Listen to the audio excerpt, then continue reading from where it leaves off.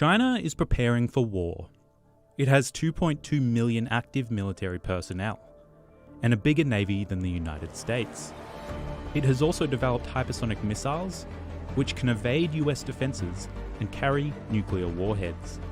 The territories it may soon fight to claim are in the South China Sea, where it has built more than 25 military bases in international waters, and Taiwan, the independent democratic island that President Xi Jinping says must eventually come back under mainland rule. China's resolve is clear, but apart from the build-up of hardware and personnel, what is its strategy? The answer, as Sun Tzu said in the classic 5th century BC military handbook, Art of War, comes as much from the United States as it does from China. The opportunity of defeating the enemy is provided by the enemy himself. China's rhetoric towards the US has become more aggressive since Joe Biden became president and commander-in-chief in 2021. One of the first diplomatic exchanges was in Alaska in March 2021, when Chinese diplomat Yang Jiechi issued a warning. 在中国的面前说，你们从实力的地位出发，同中国谈话。 So let me say here that in front of the Chinese side, the United States does not have the qualification to say that it wants to speak to China from a position of strength. China's resolve is reflected in the demeanour of President Xi, who in 2018 convinced the People's Congress to drop 2-term limits on the presidency, and now may be ruler for life. Biden's demeanour, by contrast, is not always as calm or consistent. You're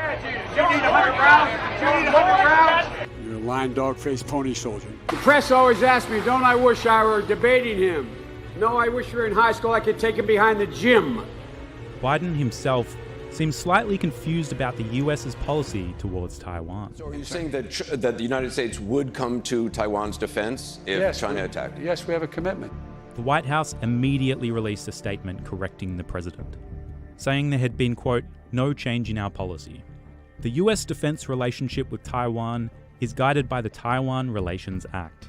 We will uphold our commitment under the Act, we will continue to support Taiwan's self-defense, and we will continue to oppose any unilateral changes to the status quo, the official said. Biden had forgotten there's no commitment to defend Taiwan in the Act. China too noticed that Biden misunderstood the agreement, saying the US should be cautious in its words and deeds on the Taiwan issue, and refrain from sending any wrong signals to the separatist forces of Taiwan independence, so as not to seriously damage China-US relations, peace and stability across the Taiwan Strait. Biden's confusion is not new. Bob Gates, the defense secretary under George Bush and Barack Obama from 2006 to 2011, said in 2014 that Biden, quote, has been wrong on nearly every major foreign policy and national security issue over the past 4 decades.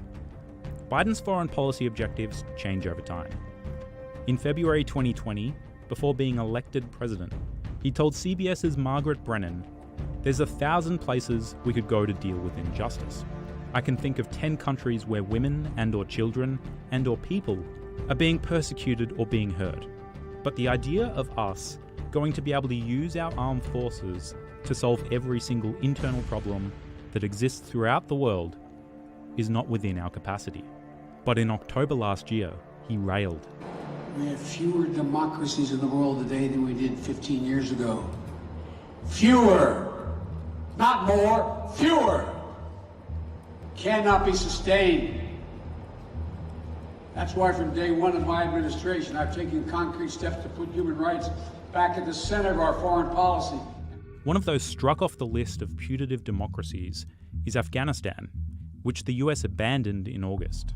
The US military, too, is less intimidating than it once was. Since Biden became president, it has increased its focus on political correctness at the expense of military strength. Last year, it relaxed its grooming standards to be more inclusive of women and minorities.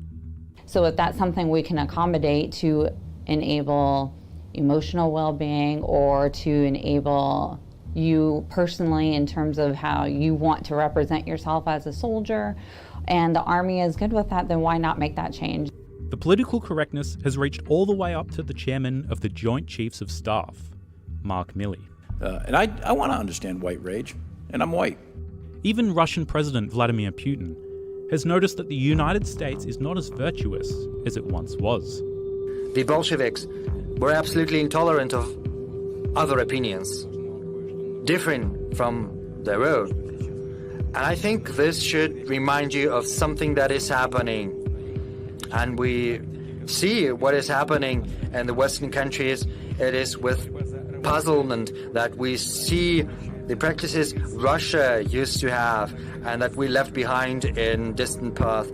The fight for equality and against discrimination turns into an aggressive dogmatism. Russia has amassed more than 100,000 troops on the border with Ukraine, whose independence Russia has disputed since it was liberated by the breakup of the Soviet Union back in 1991. Biden said in December that US troops will not be deployed to defend Ukraine, but will impose sanctions if Russia invades.